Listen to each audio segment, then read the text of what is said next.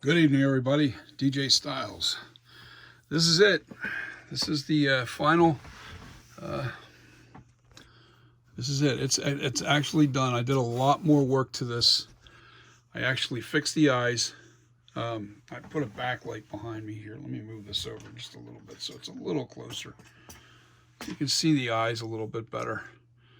Um, yeah, the sculpture is completely finished. My man Alan Hops is on right now, and I'm watching him at the same time over here on my video screen. Say hello, Alan.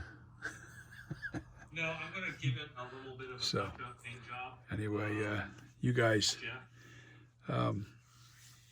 this is I've been working on this since October, and when you get down to the last, I'll say several weeks, you're working with crumbs of clay to refine your sculpture down to perfection. And I mean, you're working with little bits and pieces of clay. And believe me, it's very time consuming to get this really white. Now that's dipped in there. It's just the light's actually hitting it up on an angle. I have this light. It's over here. It's kind of lower than the mask, so it's shooting up and into that hole. Let me try to turn it so you can see that's, yeah, see that's, yeah, this is really, really, really nice. This is a nice sculpture. It took a long time to get this perfected. This mask is not an easy mask to do. It's a very difficult mask to do, sculpture to do. It's actually a life cast of William Shatner. I think his life cast was done in 1975. But the eyebrow, it's just the slightest little movement of, placement of the eyebrow, just a little bit too far this way or that way, or just the slightest little bit changes the entire look of the face. And the eye holes are very, very important.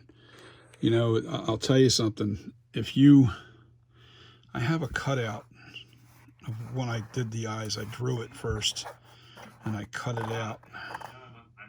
Oh, anyway, and what I did just to show you the difference, and like I had this here, you see how this kind of rounded and it comes down into that nook there, and then just goes flat down. Well, if you flip that and you put that up this way, it totally makes the eye look really goofy. And just to experiment, I did that on purpose to my original mask to see, just as an experiment. I just cut it. Look what it did. You see how that looks here, where I went up and I made the cut right in here? That looks terrible. That's the proper way. And there's these little subtleties that actually they're the secret to this mask. And Mr. Alan Hops. See, I was trying to do, I got one of these glass cabochons. I'm steering clear of the Michael Myers thing. I'm taking a second away from that, and I'm talking to somebody directly here. Mr. Alan Hops, what I'm trying to do is I actually have that glass powder, and I put it on the back of this glass cabochon first, and then I painted it with a fluorescent paint. It didn't work too well. I don't know if I can. I guess maybe if I get that 3M paint you're talking about, and I put it on there first and let it completely dry, and then see how it turns out. I don't know. I didn't do any effects to this. This was just, I didn't do any scratching on it or anything. I just painted this so it didn't. I just wanted to see if those glass beads would come off, and they do. They're coming off all over my hand right now as I'm holding that thing. But anyway, get back to the mask. If we can come up with a way to make a reflective eye, boy, it would really be cool if it was reflective in the same color, that you're painting your eyes. That would be cool. But I don't know. It's a brainstormer. It's a tough one, but that's the first thing I thought when I saw your eye tutorial on how to make glass eyes.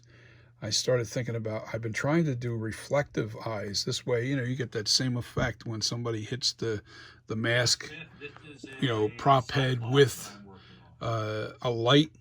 The eyes will, you know, pop. So, but that's what I was thinking about doing.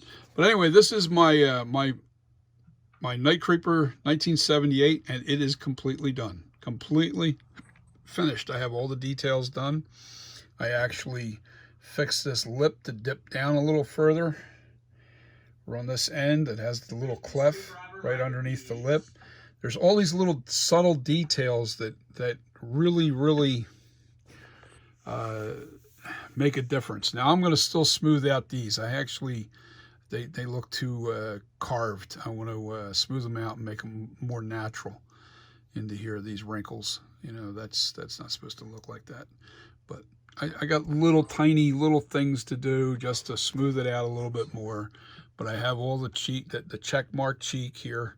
That is to perfection, to the original. This here on the left side, believe it or not, it goes over. You just can't see it with this light hitting it. This is real accurate. It's on the money. It's really on the money. It has that real nice expression on the eyes. I don't call it an evil scowl. You know, you've got your V scowl here. That's and then this, I had to bump this out a little bit because this was not laying correctly, the eyebrow. When this bump wasn't in here on either side, the eyebrow was going back too far and it just didn't look right. And because I'm going off of 2D pictures, there's no way to know exactly what made the difference. I'm sorry, Alan. Alan's in the background explaining something on his, and I'm going to go back and rewatch it. Just going to back it up a little bit. But anyway, this is really cool. I'm really happy with this sculpture. I'm ready to mold. I'm ready for molding. It is done. And Alan, I'll be sending you a finished mask, completely finished, as a gift for being such a great guy. And I really love your videos, and I've learned a lot through you. And it makes you, you know, it's just like the glass cabochons. When he did something, all of a sudden I started thinking about, you know, how do I do this? And just add that little extra element. And now I hopefully he can come up with a good way to make the eyes reflective. He knows a lot more than I do in this business, and if anybody can figure out a way, I know he will.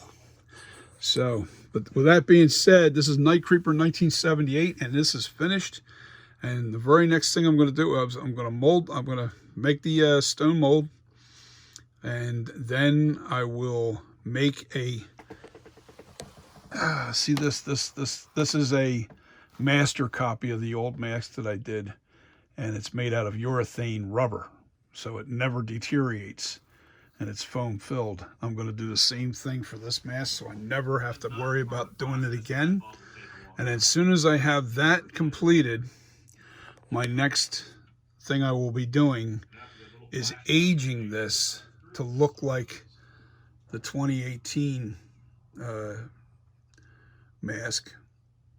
I'll have to do some repairs after I mold it, I know that, but it won't be too bad. That's how I did this. This is from this actual mold. Only this looks terrible. I didn't have any of this done yet. I just wanted to make sure that I had the size correct for the head, for the shrinkage of the latex. So that's what I did. I wanted to make sure that I can cast this.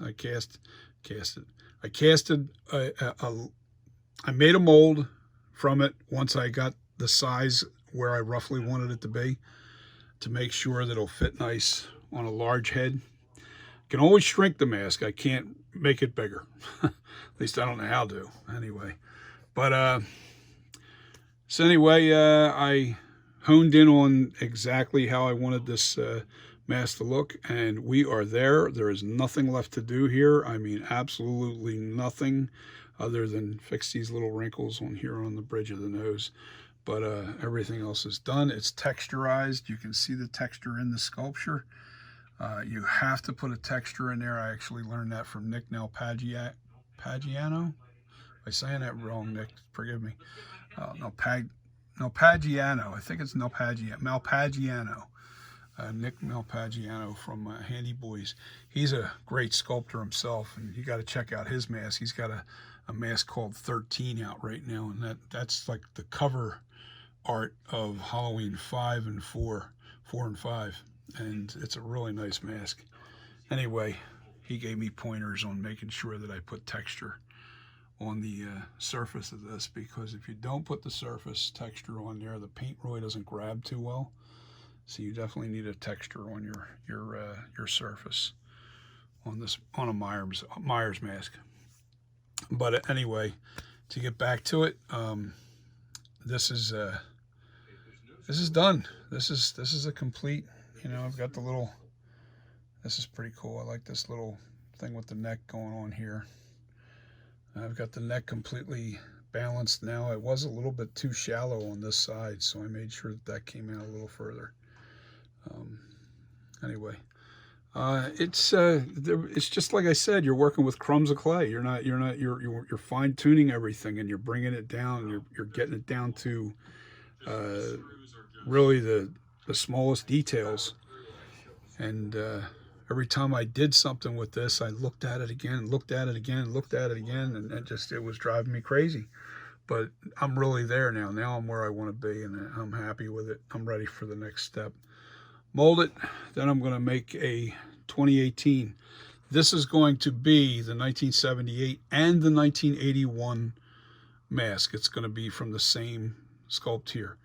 And you just have to age the mask, make it look, and probably make a smaller version. This way, on the 81 version, I'm going to put a little foam padding on the sides of the head so it stretches out the mask this way to give you that 1981 look that Dick Warlock, when he wore the mask, it gave it a stretched look. Dick Warlock had a wider head and not as long, where Nick Castle in 1978, he had a very long, narrow face, and it stretched the mask long-wise. But anyway, this is going to be the 78 and 81, and as soon as I'm done molding this, I'm going to immediately start carving this into. Sorry, I got a boo-boo, but I'm going to start carving it to make it look like that. And it's just a matter of putting wrinkles in and texture in the face. But I'm not changing the sculpture at all. It's going to look like the original mask. What you see here is exactly what you're going to see, only aged like that. So that's my game plan for this. And once I'm done with Myers, I'm done. I'm not doing no more Myers masks, because there's a lot of people doing them. And I really want to get on to monster making and stuff. I want to get into doing just original stuff. That to me is more of a challenge, because I think that's, I don't know, when you're copying somebody's work, it is hard. Don't get me wrong. It's very hard to copy work, especially when you're looking at two-dimensional pictures. But you get bored with it quick, because it's not something you did. You're copying something else that's already been done. So the challenge, yes, it's very challenging to accomplish this, but it's tedious, and I would much rather be creating something right from the scratch, and just like Alan does, man. He makes all these cool monster masks, and I'm looking at watching him, and he's not working with monster clay. He uses wet clay, but I can't. I'm in a recording studio, so I got to be careful on how much dirt and dust is in here. So I'm sticking with this type of clay. It's monster clay. It's a wax-based clay. Not very dirty at all. It's perfect. I can put this up. Don't have to cover it. Don't have to do nothing. I can come back to it on and off whenever I want. And yeah, I've been working on this since October, so it's about 6 months. 6 months into this, and I'm finally finished. But this is it. Let me know what you think, guys, especially you guys watching Alan Hops right now. I gave you a shout out to, there he is there, say hello. Say hello to Alan. He's in his shop doing his thing. And I got him on. He's live right now, so it's pretty cool. Yeah, I get to watch him. There you go. There's a shot of the eye. The eyebrows are super detailed. The eye cuts are perfectly done. My first mask, it was NightCreeper. And I rushed that. I really rushed it. I was trying to get it out there before Halloween last year. And I'm not even going to put that in production. I'm going to stop the production on that completely. I have a few left, and then I'm just going to get rid of them. And this is going to be my NightCreeper. That's going to be the one that I'm... You got to remember, this is only the second mask I've ever done. You know, my first one, it was okay. But this is it. This is the gem right here. And yes, this is the challenge to do something like this as your first mask. Very hard because you're doing a life cast. You're not really doing a monster sculpture, you know, to get the details. There is a bit of smoothness to it because it's a natural face. It's William Shatner. That's who it is. But anyway, like I said, I'm making this video too long, too wordy. So I'm out. Peace. Enjoy the video. If you like the content, you know what to do. Hit the subscribe, give me a like, and share it to your friends. Thanks a lot, guys. Peace. Have a good night and a great weekend.